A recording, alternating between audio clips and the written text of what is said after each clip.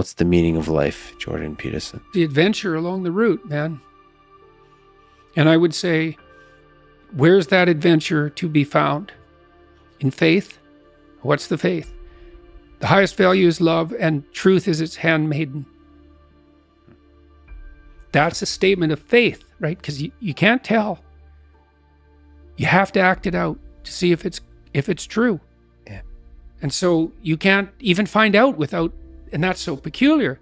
You have to make the commitment a priority. Yeah. It's like a marriage. It's the same thing. It's like, well, is this the person for me? Oh, that's the wrong question.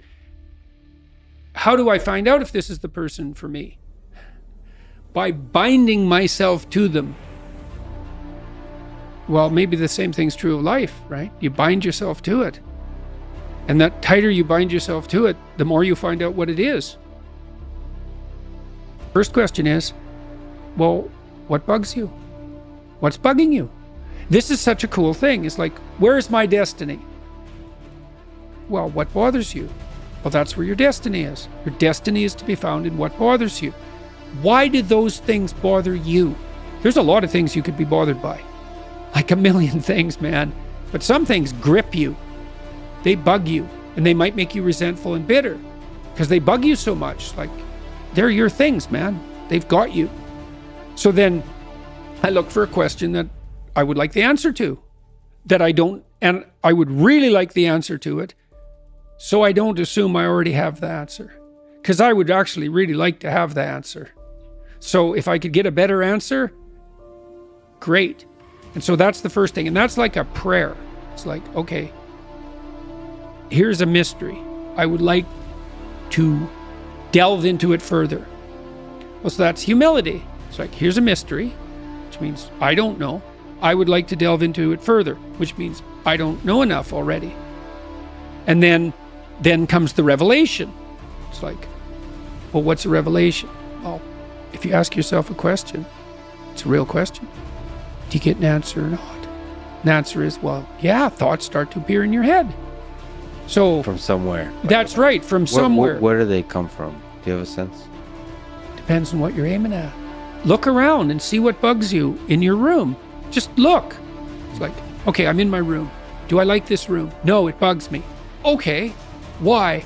Well, the paint's peeling there, and it's dusty there, and the carpet's dirty, and that corner's kind of ugly, and the light there isn't very good, and my clothes closet's a mess, so I don't even like to open it. Okay, that's a lot of problems. That sucks. That's a lot of opportunity. Pick something and fix it. Something that bugs you. Yeah, but not too much. So the rule is, pick something that you know would pick a problem. Pick a solution to it that you know would help, that you could do, that you would do. So you have to negotiate with yourself. It's like, well, I won't clean up this room. How do you know? I've been in here for 10 years and I've never cleaned it up. It's like, well, obviously that's too big a dragon for you. Would you clean one drawer? Find out. And so imagine now you want to be happy when you open that drawer and you think, well, that's stupid. It's like, is it? Maybe it's your sock drawer, which I cleaned up in my room the other day, by the way. You're gonna open that every morning. Yeah. So that's like 30 seconds of your life every day. Okay, so that's 3 minutes a week. That's 12 minutes a month. That's 2 hours a year. So maybe your life is made out of, you've got 16 hours a day. Let's figure this out. 12 in an hour, 12 in an hour, 144 in 12 hours. Yeah, let's say 200. 200 5-minute chunks. That's your life. You got 200 5-minute chunks. And they repeat. A lot of them repeat. Mm-hmm.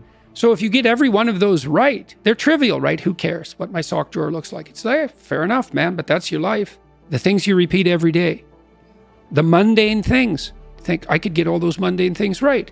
That's the game rules. It's like, now all the mundane is in place. Now you can play because all the mundane's in place. And this is actually true. So with children, imagine you want your children to play. Well, play is very fragile neurologically. Any competing motivation or emotion will suppress play. So everything has to be in order. Everything has to be a walled garden before the children will play. That's a good way of thinking about it.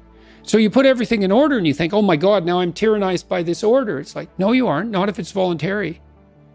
And then the order is the precondition for the freedom. And so then all of a sudden you get all these things in order. It's like, oh, look at this. I've got some room to play here.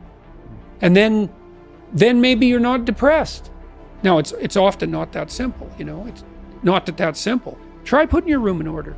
What's one thing I'm doing wrong that I know I'm doing wrong that I could fix, that I would fix?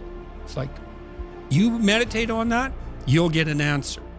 And it won't be one you want, but it'll be the necessary one. You know, and it's often something that will point you to small things. So Carl Jung said, people in the modern world don't see God because they don't look low enough.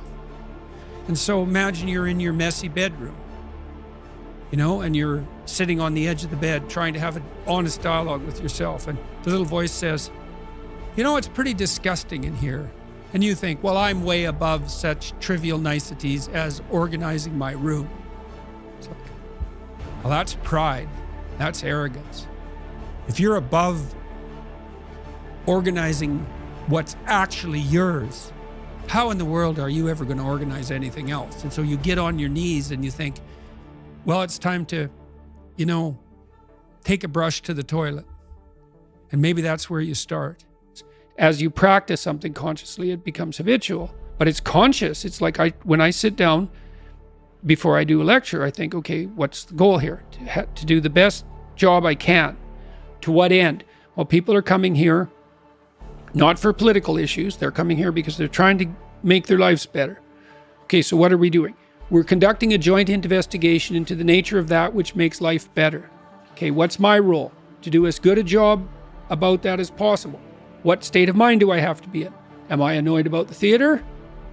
Or am I clued in and thrilled that 4,000 people have showed up at substantial expense and trouble to come and listen to me talk? And if I'm not in that state of mind, I think, well, maybe I need something to eat, or maybe I need to talk to someone, because that ingratitude is no place to start. It's like I should be thrilled to be there, obviously. And so that orientation has to be there. And then is it conscious? All this is conscious. What am I serving? The highest good I can conceptualize. What is that? I have some sense, but I don't know it in the final analysis, which is why the investigation is being conducted. Who's doing it? Me, whoever I'm communing with, and the audience. And so I try to get myself, and I chase everybody away for that. It's like I have to do that by myself. We're built to walk uphill.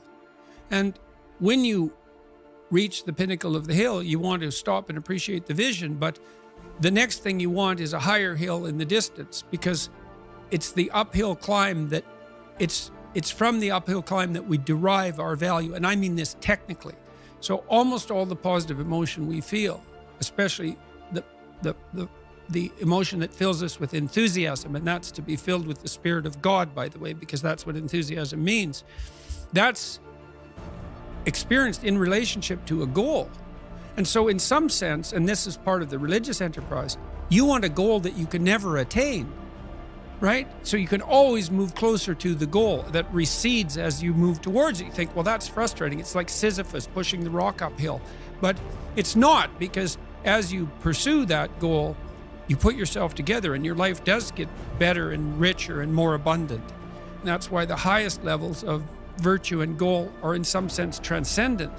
You want them to be above everything you're doing so you can continually move towards something that's more sublime and better. That's what you are. You're here to live, not to sleep.